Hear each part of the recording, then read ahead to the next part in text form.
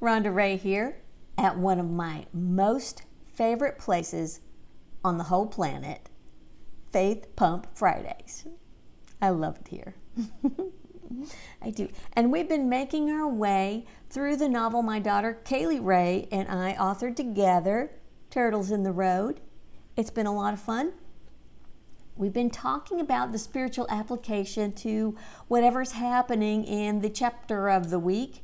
And today, well, first, Piper, she feels like her reputation has taken a bit of an unfair hit.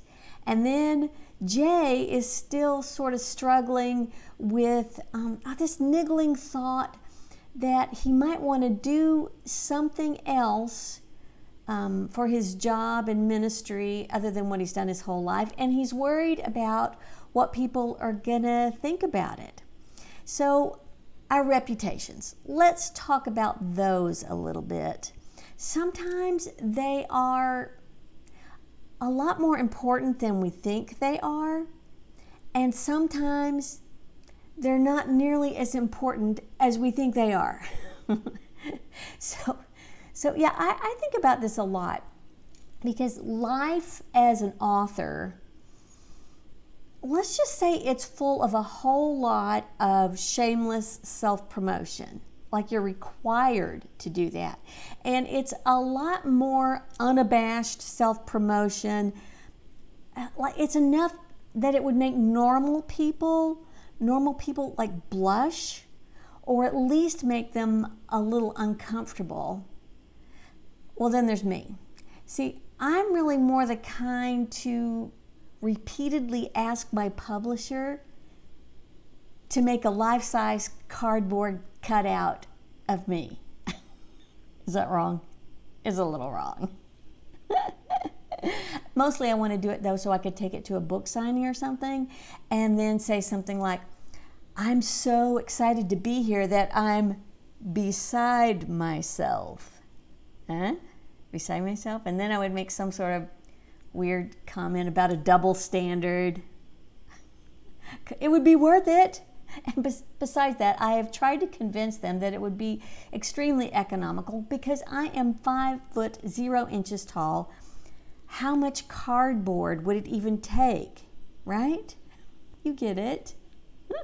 Oh, goodness. I am just pretty happy when my publisher does not point out to me that a cardboard cutout could probably handle, 85% of my workload? They're very gracious that way. But it does beg the question, do I want to make a name for myself or a self for my name? Well, jokes aside, what I really want is neither of those things. For one thing, we're told in Proverbs 27:3 to let another praise you and not your own mouth, a stranger and not your own lips. And really the bottom line here is anytime that I'm focusing more on me, my cardboard self and I, me, my name, my fame, my focus at that point is altogether off anyway. Because the truth is, there's only one name that's worthy of promotion, worthy of praise. In Psalm 135:13, the psalmist says what? He says, Yahweh, your name endures forever. Your reputation, Yahweh, through all generations.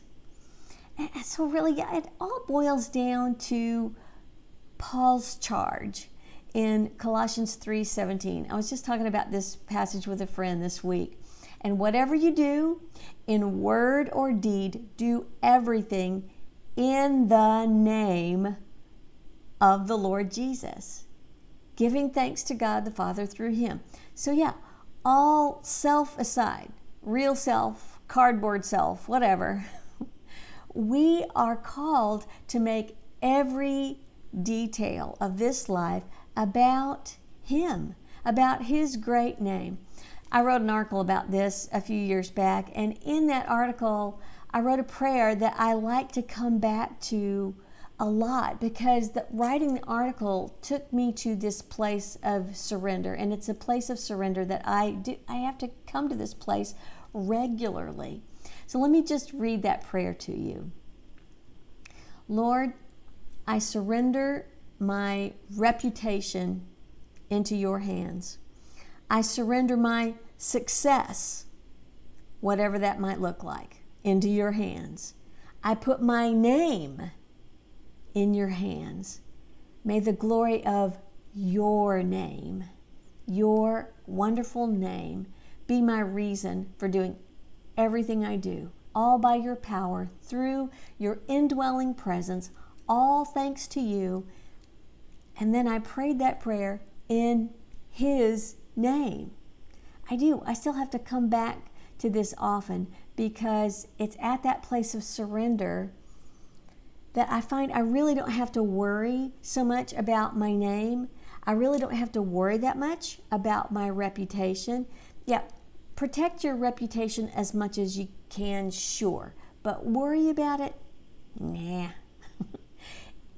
If you have been falsely accused and you have seen the Lord bring about something good from that you did not expect, give us a sentence or two in testimony of that, would you, in the comments?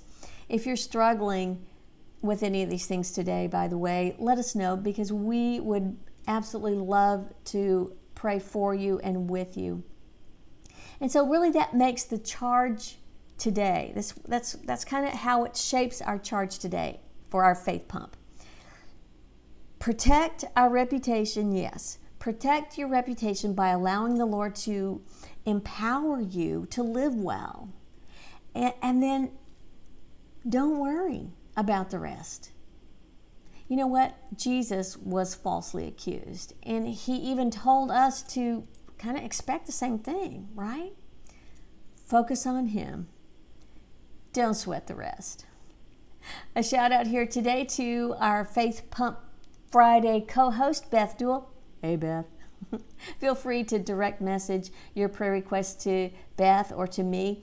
And as I always do, I'll be sure to post Beth's Fix Her Upper blog link below.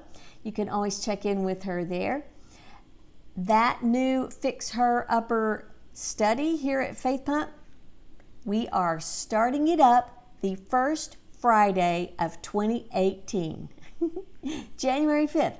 I'm so excited about this. We figured, why not start the year with a renovation project, the renovation project being us. Beth and I co-authored that book. Here, I have that one too. Look. We co-authored the book, Fix Her Upper, as a lot of you have prayed and supported us through that whole process. Thanks so much for that. And I'll post a link below so you can pick it up if you'd like. We're going to be having a bunch of contests and drawings and giveaways, all kinds of stuff over the next few weeks building up to that, so watch for that. Next week, we're going to be in Chapter 19 in the Turtles in the Road novel, and Kaylee Ray, woohoo, is going to be in here. She's going to be talking about Chapter 19, where Piper finds herself becoming a lot more familiar with 10-year-old boy culture.